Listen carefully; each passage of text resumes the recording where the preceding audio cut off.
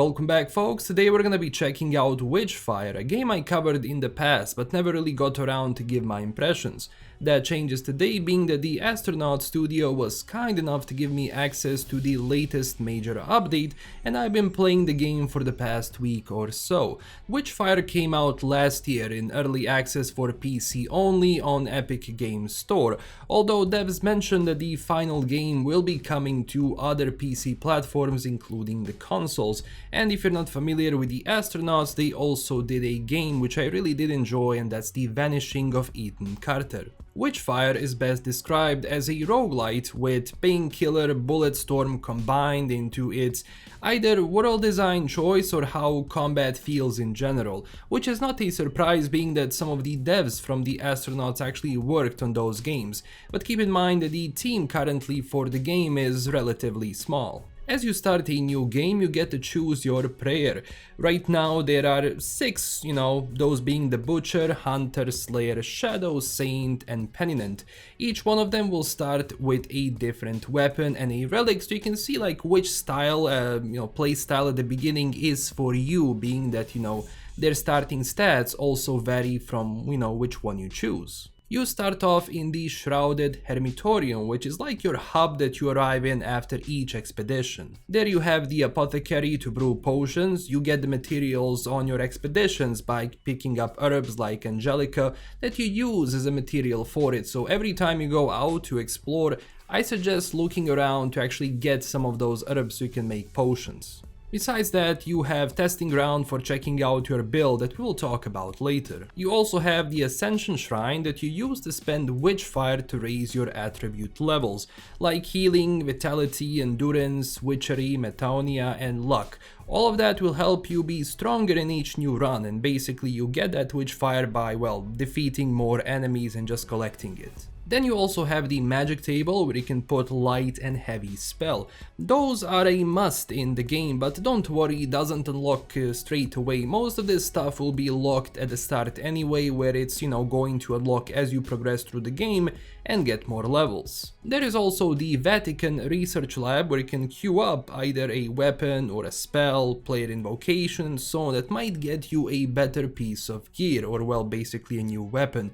You spend gold on that, which you again find during an expedition. Weapons and other stuff like a relic, fetish and ring can also be increased in power or basically upgraded, but before you do that, most of the time you will need to either kill enemies, get incantations and so on, so there is a requirement that you have to do. There are some other things which appear as well here, like an extra trader, but don't want to spoil it for new players, being that all of that unlocks later on. So what happens after the hub? Well, we approach the portal and we can choose one of 3 areas, or there are currently 3 areas in the game, with Failing Tower being the starting one. Meanwhile, Scarlet Coast and Iron Gate Castle serve as mid to late game areas, and you cannot access them until you reach some requirements, which again you do unlock as you progress through the game. In each zone we can see a few things like monster encounters and boss areas, with additional spots you can discover as well, which are going to give you more materials,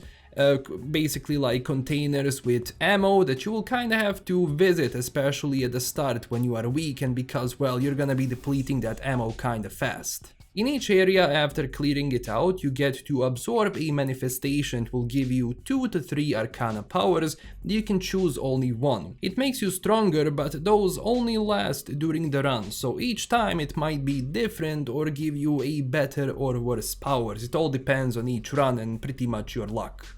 There are also corrupted manifestations that give you a debuff, so you have to pay attention like what you select, because it ranges from not being able to walk backwards to losing elemental damage, having less ammo and so on, but all of those manifestations do come out later on if you go into more dangerous areas. Besides ammo chest, you can also find a supply chest which gives you a lot of important stuff like gold, raven feathers and so on, which will be useful once you go back to your hub. They require a key which can drop from enemies as you fight them, mostly like stronger enemies. As you fight your way through the map, you can either go in for the objective, hence usually a boss, or just extract, because if you die you lose stuff like Witchfire you collected and have to go back for your body if you fail, or well, that can also bring its own problems. So it's a risk-reward situation. It's the best if you actually spend all of that Witchfire once you are done, but obviously later on when,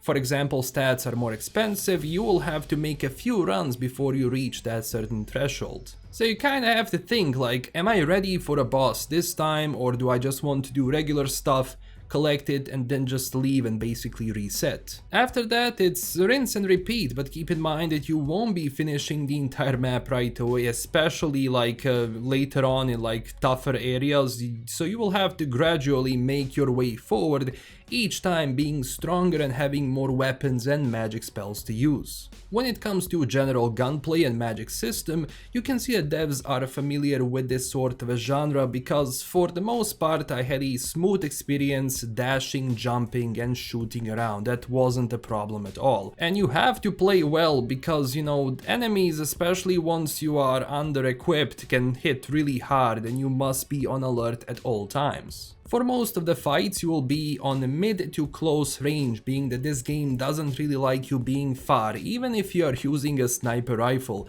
The further you get, the lesser damage you will do, and for the most part I recommend aiming down the sights on each weapon, being that firing anything here from the hip, especially once you are moving around, will send your bullets flying like you graduated from the Stormtrooper Academy. Overall weapons variety is nice. You get to unlock a lot of interesting ones that you can mix and match, being that you can equip up to 3 weapons and 2 magic spells, as I said, 1 light and 1 heavy. Light spells deal lesser damage, but they're very useful for fast-paced combat or just getting out of a tough situation, but you know, they recharge a lot faster, while heavy spells do a lot more damage and last a lot longer, but of course you have to wait for their recharge a lot more as you fight. Magic can also hurt you, so be careful how you use them, because well, I learned that the hard way. Besides that, you have the dash that you can also utilize when needed, either to avoid enemy attacks or close distance between you and your target, and also dashes can have certain bonuses that are also going to hurt enemies who are behind you, so utilizing that later on especially is very useful. Enemy variety is decent, starting from your enemies like for example low life goons, all the way to pretty much stronger magic dealers, demons, skeletons and so on. That can pretty much destroy you. Some of them are able to teleport around, so during the fight you have to be careful so you are not surrounded, and their moveset is alright. I mean, you get used to it because well, it doesn't change that much, and if you see a certain enemy which you are familiar with, you're going to know how that enemy is going to attack. Mini-boss fights and boss fights can be challenging. I don't want to spoil it for people here, but yeah, it does require skill, especially later on, as enemies can get really tough and overwhelm you fast. And that's what I said, even though at start you will say, well, that's not a huge map, as you start exploring more and you start going into tougher areas on that map, you will see like, okay, now it's a lot longer and I also have to maybe extract or see if I can finish off the main boss. On the AI side, well, there is a hit or miss there. I noticed that melee enemies have worse AI than enemies who do range damage, where sometimes they just might walk around you or even straight up quit and start running in a random direction, and sometimes not even attacking you. It's mostly with starting enemies though, being that later on I didn't notice that problem all that much and I was overwhelmed by enemies quite fast. On the graphics, level and environmental design, it looks really nice. Locations can go from open areas to walled off ones, and a lot of thought has been put into the game, so it makes sense also lore wise. And you can definitely see some painkiller in that design choice, which is a plus for me. I did notice though that some detail in the back, like textures, can take some time to load in, but again, it depends from location to location. It wasn't something that really sticks out, at least for me personally, but it did happen. Performance wise, also didn't have issues. There were some stutters from time to time, but I cannot confirm if that's from the game or my PC, being that now I'm in a transitional time where it comes to my PC, you know, with parts especially. So once the game is out, you can actually check out other reviewers to see if they also encountered this issue, or maybe this was just for me, but I cannot right right now verify if that's the game or not, although I wasn't having that stutter in other games, and I was,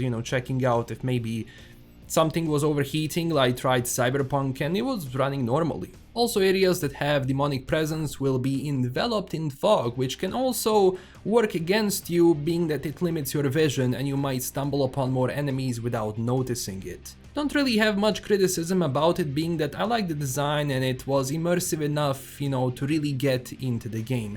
I did have to push brightness in some areas, as sometimes they can get incredibly dark, and sometimes that fog doesn't help, where noticing enemies can be a bit tricky. Honestly, I mean, if the enemies, which I do think was a design choice, didn't have like red glowing eyes or just, red details on them, it would have been difficult to see them because they can blend with the environment pretty well. Progression wise, it's done well, I mean, especially since you get to upgrade your weapons, get new ones, finish tasks and quests, and just in general you always min-max to see like how each run will go and if you will do better or worse and how your character is gonna be shaping up. Map positions of enemies doesn't change that much, so after a while you really become familiar to where you can go, what tactics to employ and what to fight and what to avoid. Of course, as you level up, new things unlock, so that's a huge plus. There is always going to be something which you're gonna be looking forward to, which I think is important, because if this game didn't have that, people would say, hey, this is becoming boring fast. So it's not the case right now. Music and sound design is good. I mean, most importantly, you can hear the enemies and where they're attacking from. Sometimes that can be a bit problematic, but this is not CS, so you don't really benefit from that all that much. Besides that, it does give an eerie atmosphere with the music, from time to time, and just the general environmental audio combined with the level and environmental visual design. I did notice some sound cue bugs, like for example audio from the gun firing cuts out sometimes in a weird way, and sometimes when you're hit by the enemy, the actual hit register sound can, bug out, which I didn't have all that much, but it did happen 2 to 3 times.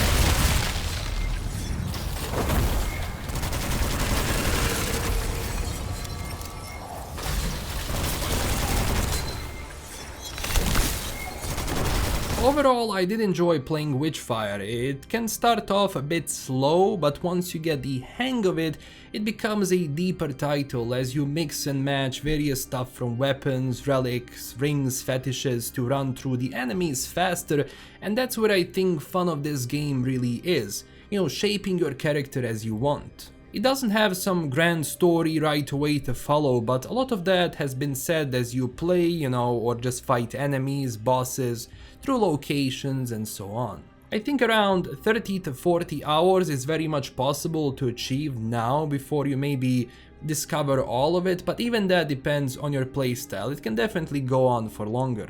And of course, keep in mind, everything is still not available in the game, but I noticed devs have been introducing new stuff with patches and updates, so I'm glad it's relatively frequent, where you basically, when you return, there is new stuff to see and experience, especially because, again, the team is not huge.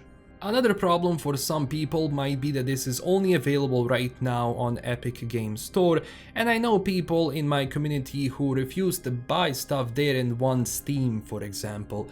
I mean, won't be going into that, being that it's a personal choice and your money at the end of the day, so it's up to you to decide which platform or provider you want support or not. I can definitely see why they went that way, being that, again, this is a small studio and you're making a game even of this size. It can be expensive and require, well, a relatively big budget, so I'm pretty sure they worked out a deal with Epic Games Store, which is basically helping them now update this game. So once it comes out to other platforms it will be, well, more beneficial. Also, when it comes to it being a roguelite, I think this design formula works for it, being that making a full-fledged game with a continuous story progression and more levels might be a bit too much because, well, again, as I said, they're not a huge team, and games of that scale require a much different approach that I think wouldn't be possible, or well, it would be tough to implement in early access. But what I experienced right now is polished enough where I genuinely had fun playing it,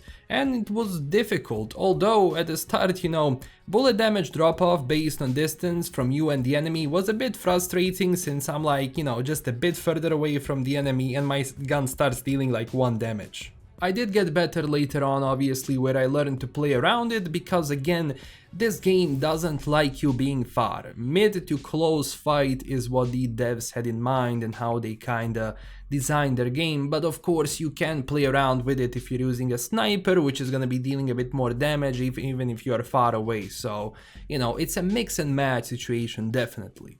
I do know it had a rough initial launch where people went through the content kinda quick, so you had nothing to do later on besides, just do those locations over and over and over again to, become stronger. But now with more content and, more rewards and unlocking more stuff as you level up, it's shaping up for a longer playtime before you want to move on to something else. I will be playing this more even after the review since I enjoy going, into it from time to time for some fast-paced combat and without too many systems which would get in my way because, well, if you wanna go into combat, it's relatively fast.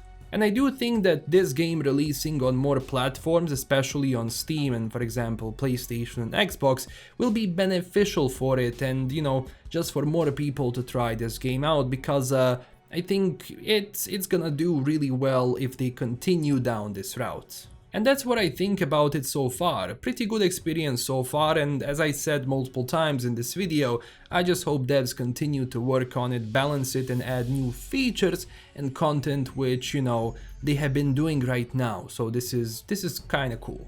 If you enjoyed this video, click that like and subscribe button for more, as well as tell me down below what do you think about Witchfire in general if you played it. Do you like it or you don't like it, and which parts you like and which parts you don't like. Join our community on Twitter and Discord, and huge thanks to my current Patreon supporters. This is LKM signing out and stay classy everyone. Bye bye.